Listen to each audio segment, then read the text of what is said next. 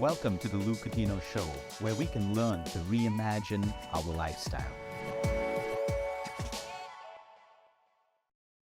Shauna, welcome to Reimagine Your Lifestyle. It's a pleasure to have you, especially after spending the little time we had in the Maldives at the Soneva Wellness Festival. What amazed me in the little time that I had with you, and I got to watch some of your performance before. I know you had to fly out urgently, was the simplicity of your message. And while I came to the Maldives with this idea that while we have research, we have science, we have medicine, we have patience, I do believe that human behavior is one of the biggest problems today. Because out there, people know they should work out, people know they should sleep better, people know the impact of chronic stress on their body, people know the importance of nutrition. But we have knowledge and information, and sometimes when I reflect on why are we getting sicker as a world, it just comes down to human behavior. Why aren't we able to do what we know we should do? And then it breaks down into motivation, and people need 10 YouTube videos to get themselves to the gym. They need 10 reminders to meditate. So I figured that when I heard your message, I was inspired to look at mindfulness in a whole different way because you brought in science, you brought in spirituality, and you just packaged it so beautifully that we missed you. All of us missed you when you had to fly out.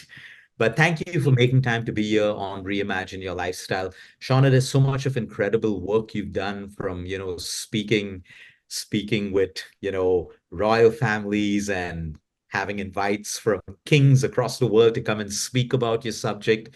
I would love for you to take us through your journey. How did you get into this whole field, the medical world, and then moving straight into mindfulness and inspiring change into people? I would love for you to take us through your journey. Thank you. Thank you for all your kind words. So my journey began when I was very young. I was 17 years old and I had spinal fusion surgery. So I had a metal rod put in my spine, and I ended up spending 6 months in a hospital bed, having to relearn how to walk. And it was a very difficult time in my life. I had been a very kind of athletic, healthy teenager. My whole dream in life was to play volleyball at university. And I just received a scholarship to go to Duke University to play volleyball when my doctor told me my scoliosis, my curvature of my spine, had become so severe that they were going to have to operate. It was going to actually puncture my lungs. So I went into kind of emergency surgery. They operated, and I never played volleyball again. I had to give up my scholarship. And it not only was a difficult time physically, right? I was in a lot of physical pain, but it was emotionally. I felt like my whole life had been taken away from me. I was terrified about the future. Would I ever walk normally again? Would I always be in pain? I regretted the past. I wish I had done things differently, and there was all this inner turmoil. And it was then that I discovered mindfulness.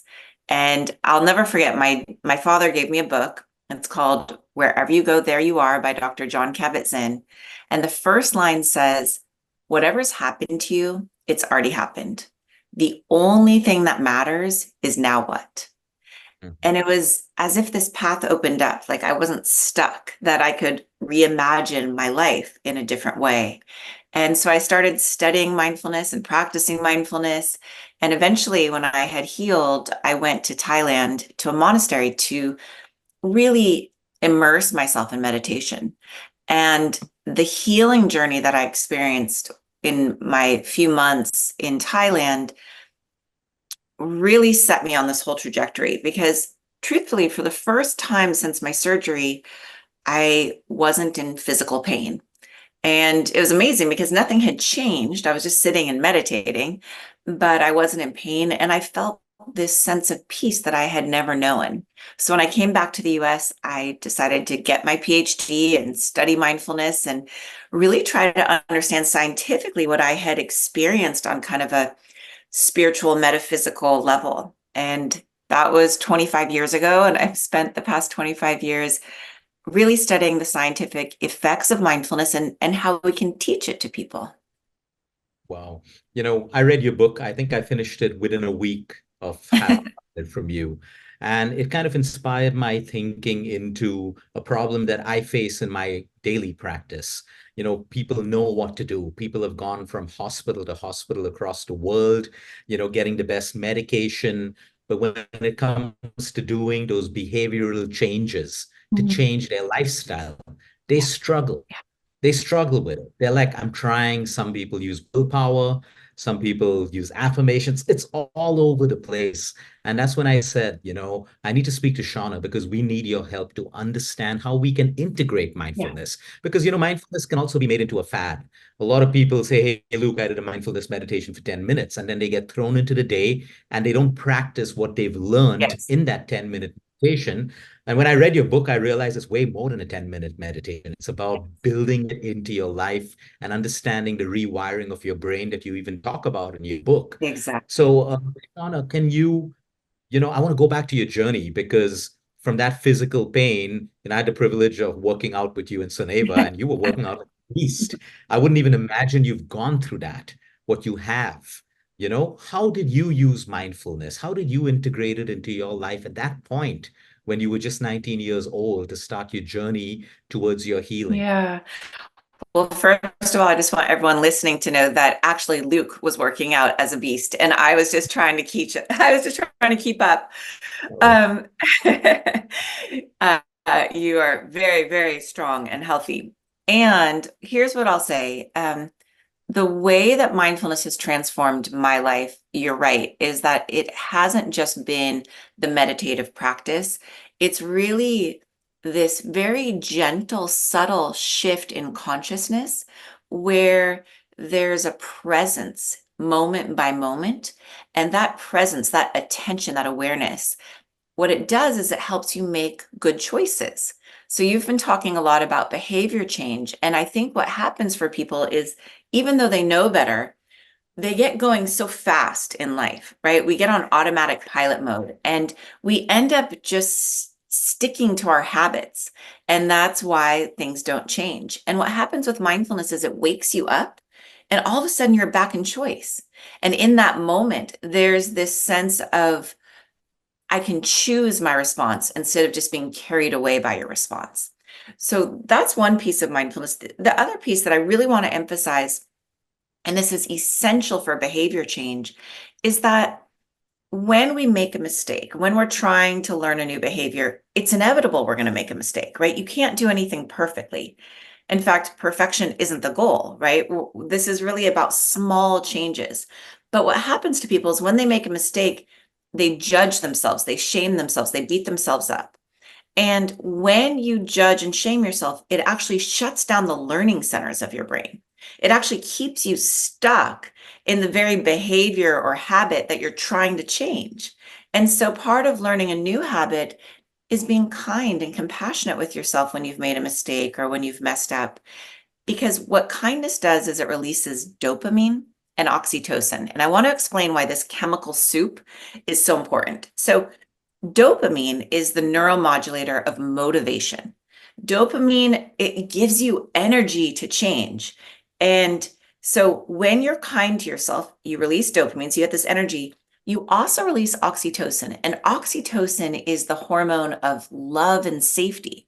So not only are you motivated to change, but you also kind of have this stable, safe base, right? Because I think change is scary, and especially when it's new. And so all of a sudden you're almost like your own best friend where you're cheering for yourself. That's what oxytocin and dopamine do. And so for me, mindfulness is two things. It's paying attention in the present moment, which we've all heard about, but it's also paying attention with kindness, where instead of judging and criticizing yourself, you're supporting yourself. wow. In your book, Good Morning, I Love You, I just love that, how you start off all your posts with it, your interviews with it. What got you to that powerful, powerful statement? And in your book, you also talk about, rewiring the brain, because a Mhm. lot of us are wired to self-criticize ourselves.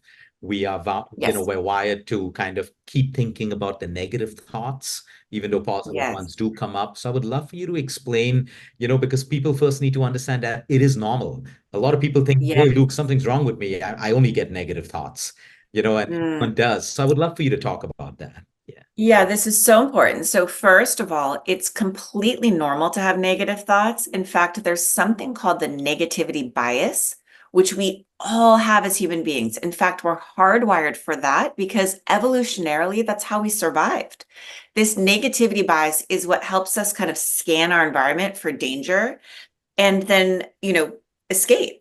So we are descended from people that were a little bit anxious and a little bit negative, right? When they heard rustling in the bushes, they didn't say, "Oh, let me go pet the pretty kitty."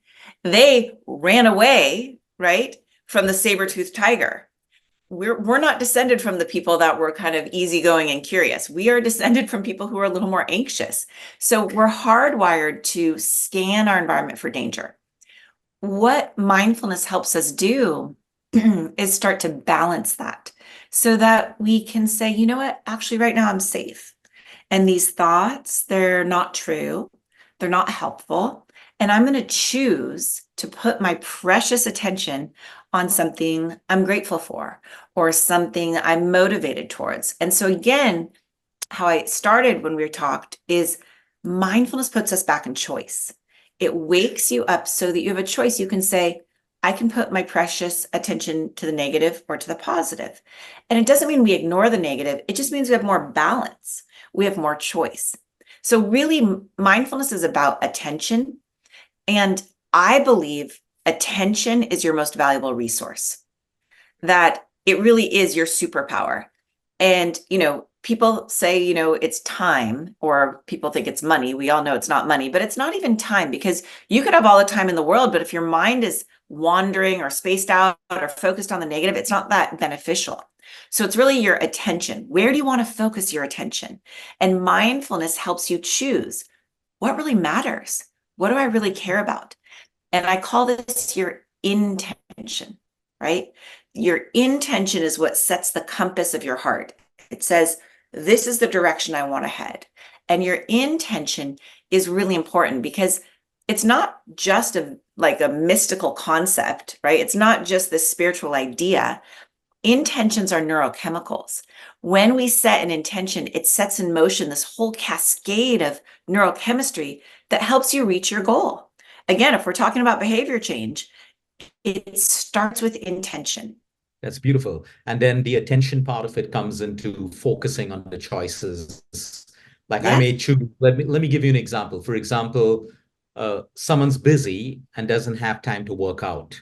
They come home, they have an hour. They can choose to use the hour for a workout or just sit in front of the television. So mindfulness would allow this person to look at choices according to the intention set for that. Exactly. So, and I'm not saying it's always wrong to just relax and watch television. So I want to be clear that, again, this isn't about being perfect. It's about aligning with what you really care about.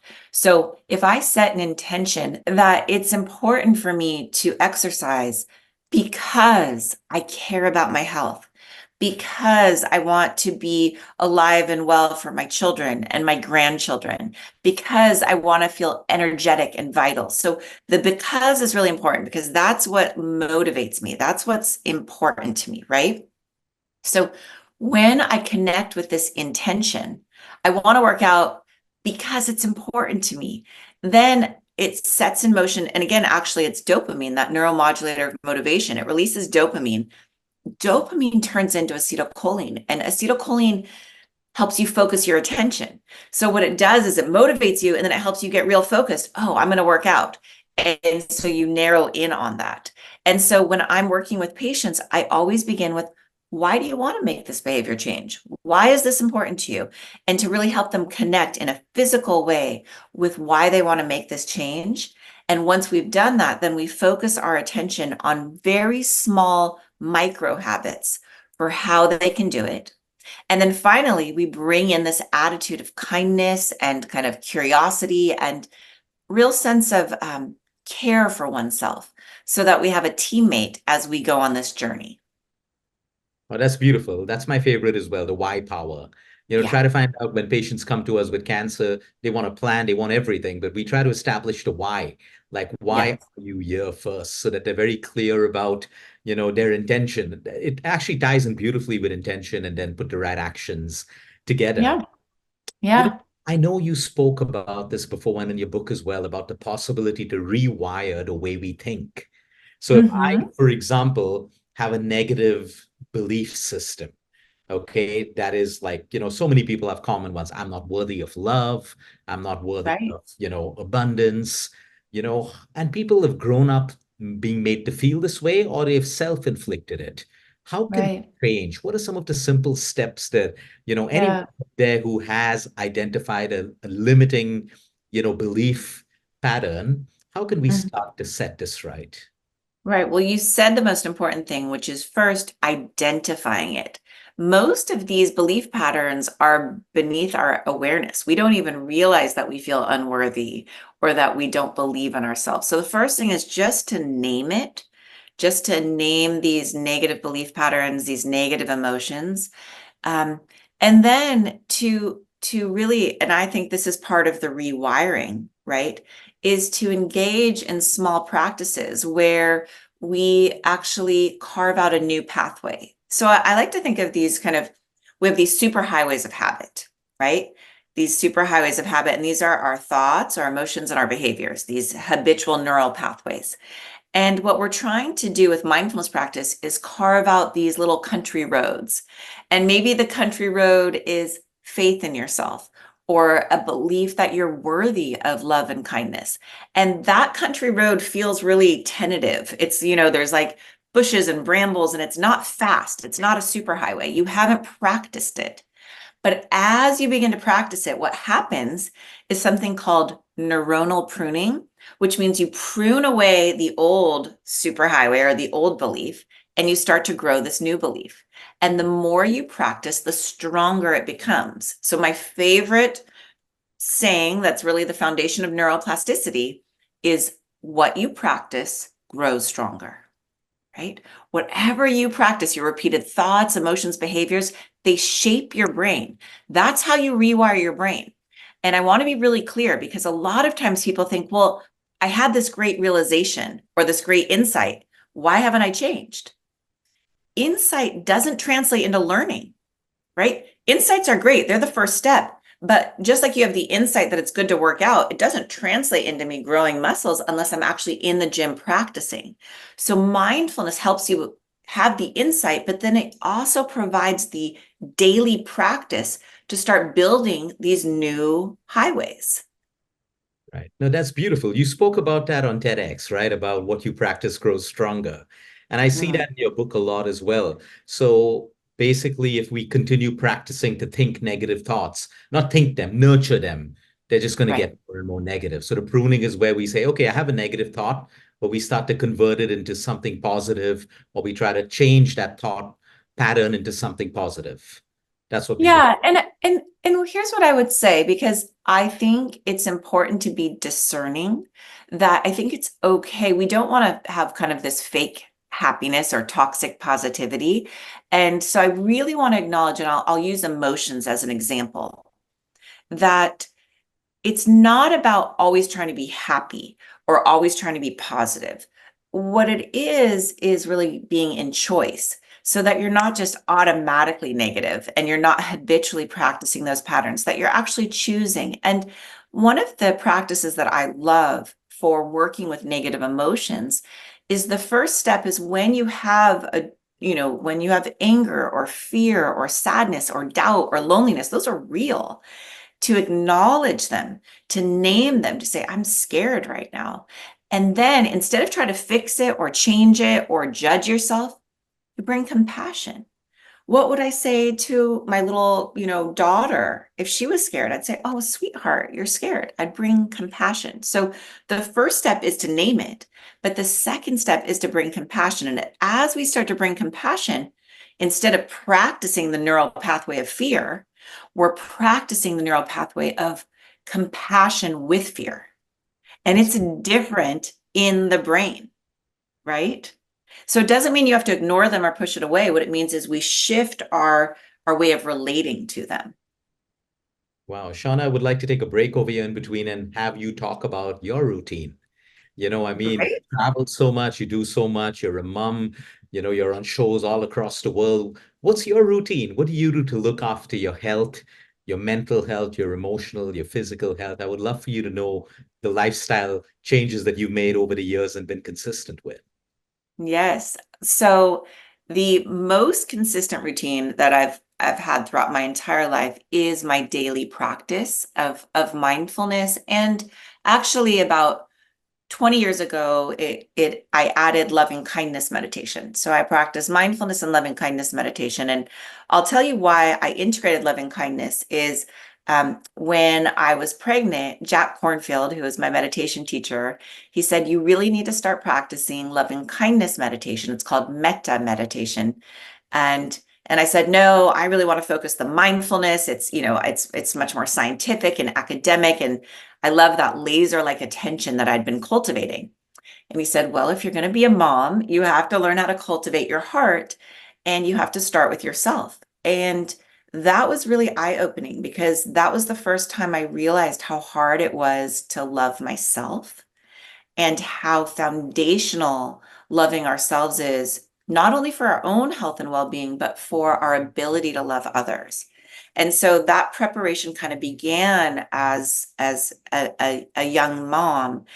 And then about 3 years after my son was born, my husband and I decided to get divorced. And it was incredibly painful. I was so worried for our son because I felt like we were ruining his life. And I remember I would wake up every morning with this kind of pit of shame and self-judgment and fear. And my another meditation teacher, a woman this time, she said to me, I want you to start practicing more compassion for yourself. I want you to say, I love you, Shauna, every day. Instead of practicing the fear and the judgment, I want you to practice kindness. And I looked at her and I was like, no way. There's no way that I can wake up and say, I love you to myself because I don't feel it. What I feel is shame and anger and upset. And she said, fine. She said, what I want you to do is just wake up in the morning and say, good morning, Shauna. Just greet yourself with kindness. So that became my daily practice, just waking up and saying, good morning. And it was kind of nice, right? Instead of the shame and the self-judgment, I would wake up and just greet myself with kindness. About 3 months after this, I'd been doing it every single day. It was my birthday, and I was alone for the first time in my life on my birthday. My son was with his father. And I remember I woke up and I went to do my good morning practice, and this image of my grandmother came to me. And my grandmother, she helped raise me. She was really my person. And she had died a few years before. So seeing an image of her, it just kind of burst this dam around my heart, and love poured through. And before I knew it, I was saying, good morning. I love you, Shauna. Happy birthday. And this love from my grandmother, the love from my mother, my own self-love, I really felt it that day. And that has been the most important practice ever since. Every single morning I wake up, I put my hand on my heart, I say, good morning. I love you, Shauna. And some days I feel it, right? Sometimes I feel the self-love. Sometimes it feels awkward or, some days I feel nothing, but I continue to practice because I know I'm carving out these pathways of self-compassion and self-love. And that as they grow, I'm able to offer my love out into the world in a much bigger way. That's beautiful. And yet it reflects so much of simplicity. You could have been practicing shame. You could have been practicing guilt, Right. making that stronger. I love that. So the good morning, I love you. Now I understand that on your show, your book, and everything else. I think that's so beautiful. And I'm a fan of, loving kindness meditations, metta practices. Can you tell us a Mhm. little bit about your practice? So do you start it for yourself first and then you wish it on like two or three other people? Exactly. So I begin always with the good morning, I love you, and I put my hand on my heart. And the reason I put my hand on my heart is it releases oxytocin, which we've been talking about, this hormone of love and safety. So there's just this sense of warmth and connection. And then I usually just kind of whoever, usually I've remarried. And so my husband, he's right there. So I'll kind of, good morning, I love you. And I'll send it to him. And then I'll think of our children. And then it's kind of like whoever comes to my mind as I'm practicing, I'll just kind of send out this blessing of loving kindness. And so oftentimes the patients I'm working with that day, they come to my mind and I'll wish them loving kindness, or my parents or my sister and brother. And there's this energy that builds in me of kindness, because what I want people to know, and this is really interesting, when you are sending love and kindness out, it's actually empowering you. Next time you practice loving kindness, notice, how do I feel? Who am I as I'm sending it out? It's actually empowering. It's not draining in any way. We think it's going to drain us to kind of give. Giving is the most healing thing in the world. So loving kindness, as I send it out and then I send it back to myself. And then typically after that, I'll do more of my mindfulness practice. But what that does, beginning that way with love, it infuses my mindfulness practice with that attitude of kindness, so that it's not this cold, sterile practice, that even as I'm feeling my breath in the meditation, there's this affectionate breathing where I feel how my breath is nourishing me and taking care of me. And as I exhale, I feel how I'm sending this carbon dioxide out to the plants and trees and how I'm connected. So there's this real aliveness to the practice. That's beautiful. So, I know you have a lot of patience.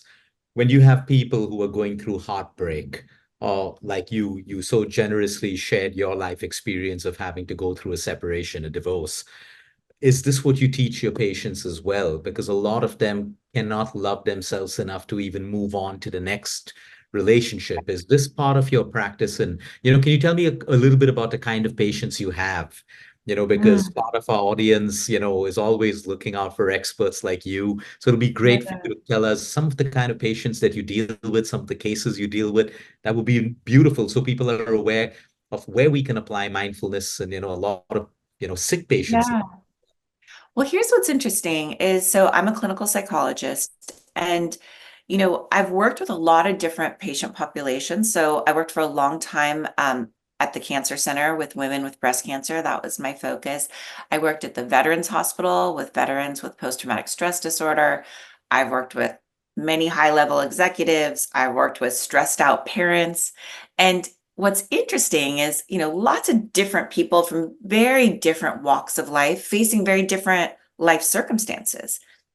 And everyone struggles with the same thing, this tremendous self-judgment, this inability to love ourselves, this feeling that we're not worthy, right? So what I do with everyone in different ways is work on developing this recognition that you are worthy of love and kindness no matter what.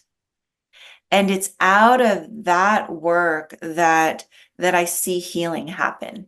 The other piece that I really focus on, and I think this is incredibly important, is as you start to practice self-compassion, there's three key elements. So the first element of self-compassion is actually mindfulness. It's actually being able to name when you're in pain, or when you're lonely, or when you're afraid, because you can't bring love or kindness to yourself if you don't know you're in pain. So the first step is just naming it. And interestingly, what the science shows is when we name our emotions, they calm down. It actually calms down the amygdala, which is this kind of like, this warning center that says you're stressed, watch out. And it brings on board the prefrontal cortex, which starts to calm down the physiology. The second step of self-compassion is when you bring kindness, which we've talked about, hand on heart, treat yourself like you would treat a dear friend. But the third step, and this is what I found most powerful in all my clinical work, the third step is taking a moment to realize I'm not the only one suffering, and to think of all the other people who in that moment are maybe facing something similar to you, and then sending them your compassion with each exhale, and with each inhale, breathing it back into yourself. And so I'll give you an example. I was working with a woman, a young mom, actually, with breast cancer. She was a single mother. She had two young kids, and she was so overwhelmed, right, with the diagnosis. There were so many complicated emotions, right? She felt anger, right? How could this be happening to me? I take care of my kids. She felt fear. She felt, sadness, grief. I mean, all of these things. So the first step was just naming all the emotions. The second step was trying to bring kindness to herself. And both of those helped a little bit. But it wasn't until she thought of all the other women, and especially mothers who are facing breast cancer just like her, and she started sending them her compassion. May this pass, may you heal, may your children be safe and protected. As she was sending them her compassion, she felt this sense of empowerment, this sense of, I'm not alone in this. I can still offer my love, right? I'm not a victim. And then she learned to bring that compassion back to herself, to imagine that all these women would wish that right back to her. And that's really when her healing began to take place. Wow. Wow.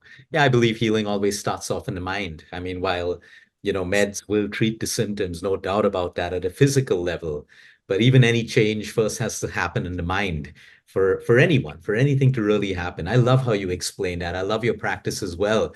And can you tell me a little bit about, you know, I know you've spoken so much about attention, okay? But we're in a world where everything around us is stealing our attention away.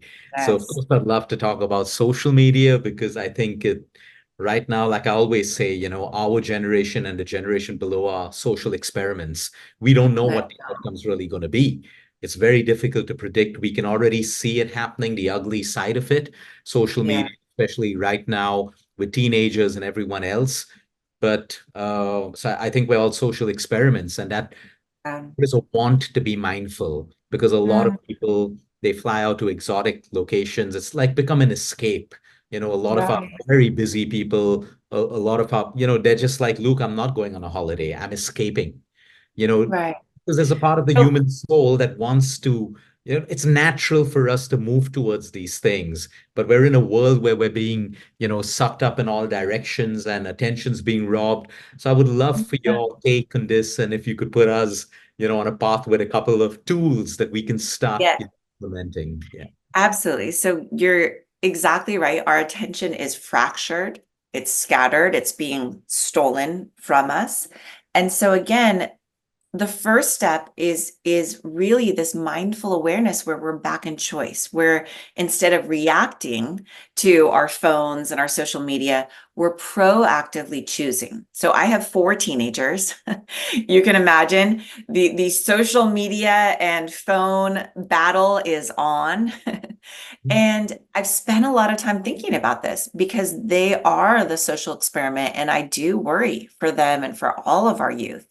And it's not really an experiment anymore. I mean, we are starting to see the consequences and the data of the mental illness in our children, the increase in suicidal ideation, the increase in anxiety that we've seen across the board in children's mental health.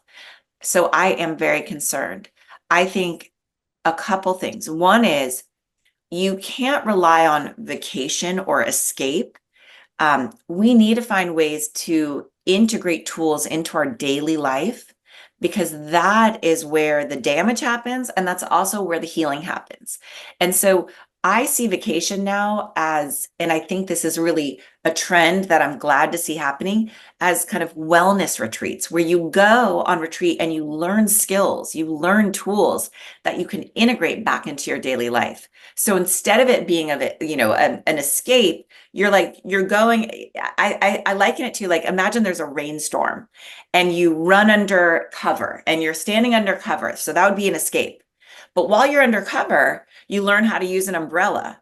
And when you're ready to leave, you walk back out and you have this umbrella and you're prepared for the rain, right? So a few things to prepare you. One is, I always begin with intention. What is your intention with using this device? And to be proactive. So to set times when you're going to be on social media or when you're going to check email. I am very careful to protect my mornings. In fact, it's very unusual that I'll do a podcast in the morning, which we're doing right now. But this was Thank you. important to me. This was important. But that's my time where I protect my mind, because in the morning, your brain is in a theta state, which means it's very suggestible. It's almost hypnotizable. It's very trainable. So I don't want to expose myself to social media or to news or to emails. That's when I want to do my practices, my wisdom practices, my compassion practices. That's when I want to use my precious attention for the work that really matters. That's really important.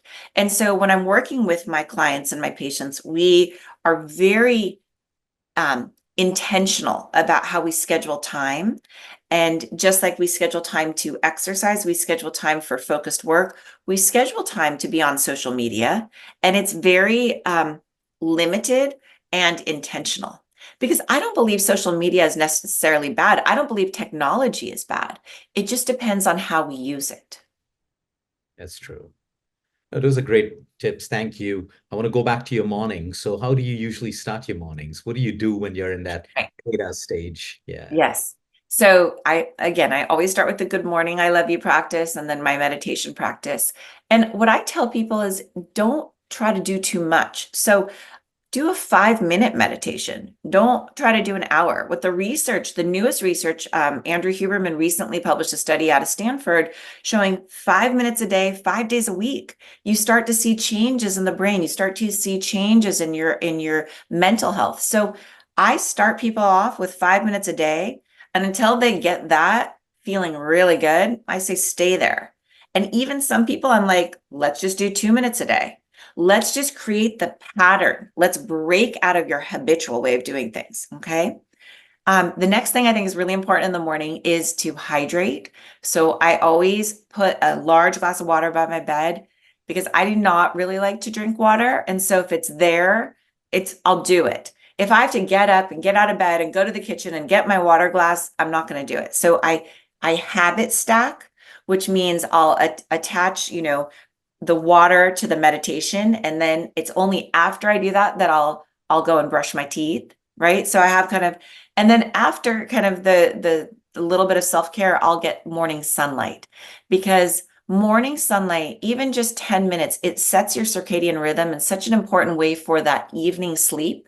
So the stuff I do in the morning is impacting that evening sleep. So I think that is really important. Then I like to work for a little bit just in my own writing and my own research. And then after that, I'd like to exercise, because it's really helpful to, for me and my body to exercise first thing in the morning. And so I kind of do all that. I try not to eat until about midday, partly because I think intermittent fasting is helpful. Although for women, I do think it's really important to do it with your cycle, so that while you're right before you're cycling and menstruating, and is really important to not fast and to be nourishing yourself. But the reason I do it is my mind is so clear before I eat that I just I can't bring myself to eat, because I just want to maintain that clarity. So that's kind of takes me through my morning. That's amazing. And like any other human, I'm sure you go through your periods of stress. What are your coping mechanisms? What's worked for you? Being a Yes, I mindfulness do, because I'll expert, tell you, when you have 4 kids, there's always someone who's struggling, right? There's always someone who's really struggling. And I have a full career and a full load of, obligations, and then also patients and clients that I care deeply about who are also struggling. So I would say stress has become kind of the norm, Mhm. that I realize there's always going to be something that's challenging, and it's really about how do I want to respond to it. And so one of the skills that I think I've really focused on developing is kind of stress resilience, and a capacity to see it not as something bad, but as something that's part of life, that actually in those moments of acute stress give me some superpowers, right? When you are in a moment of acute stress, you are much better able to focus your attention. You have much more energy. The problem is that people don't know how to then let it go, right? And so we end up in chronic stress. And so for me, I've kind of recognized that there are moments of acute stress that I need to work with. And then I need to regulate my nervous system back to homeostasis, right? Maybe focus on gratitude, maybe do a loving kindness practice, so that even though life isn't perfect, and even though there are hard things almost all the time, look at this world, right? There's always suffering. that even in the midst of suffering, there's sweetness, there's joy, there's ease. And this is where one of my favorite terms is called glimmers, right? Glimmers come out of polyvagal theory. And polyvagal theory talks a lot about how our mental health is tied to our nervous system. And you can't just work on your thoughts. You have to work on regulating the nervous system. And so polyvagal theory has focused a lot on triggers. What triggers our nervous system? What scares us? What, especially for people who've had trauma, and how do we right ourselves? How do we come back to baseline? But glimmers are, instead of looking at triggers, glimmers are these micro moments of goodness that happen throughout your day where, the sun's shining on your face and you feel warm, or you have this lovely cup of tea and you smell it, or a friend smiles at you. And so glimmers are these small kind of deposits in our nervous system that help bring us back to a state of parasympathetic, ease. And the more time we can spend in this parasympathetic state, the healthier we are. And so even in the midst of stress, what I try to do is use my energy to face the exact problem and then let it go and focus my attention on glimmers. That's beautiful. I love that concept. I just love Me that. too. I love the word. It's so good. I love the word of it, because I know. we wrote a book called Small Wins Every Day, and one part of it is finding these little moments. I love the word glimmer, though. These little moments that just recharge you and just focus on it a little bit, because it's that kind of, brings your nervous system back into regulation, because Yeah. many times we're just taken apart. But I love that. Shauna, I mean, this is amazing, and thank you. We feel very blessed that you've given us time, your precious morning. We all know how you start your day right now. But before I let you go, I would love for you to share. Just imagine everyone across the world is listening to you right now. What message would you leave us with? Mm. That it's never too late to change. That no matter what has happened to you, no matter what mistakes you've made, no matter how difficult your current life is, it's never too late. That neuroplasticity teaches us we can begin again in any moment. So to really take that to heart and to reimagine the life that you want. Shauna, thank you so much. It's a pleasure having you on our show. And thank you. I mean, this has inspired me. It's like brought me back to a whole perspective of, that little gap I was speaking to you about, human behavior. I Mm. think it's about bringing mindfulness and attention. And what I like is compassion and kindness to ourselves. I think a lot of us are just too hard on ourselves. And, we may be mindful, but we're unable to bring that compassion and kindness.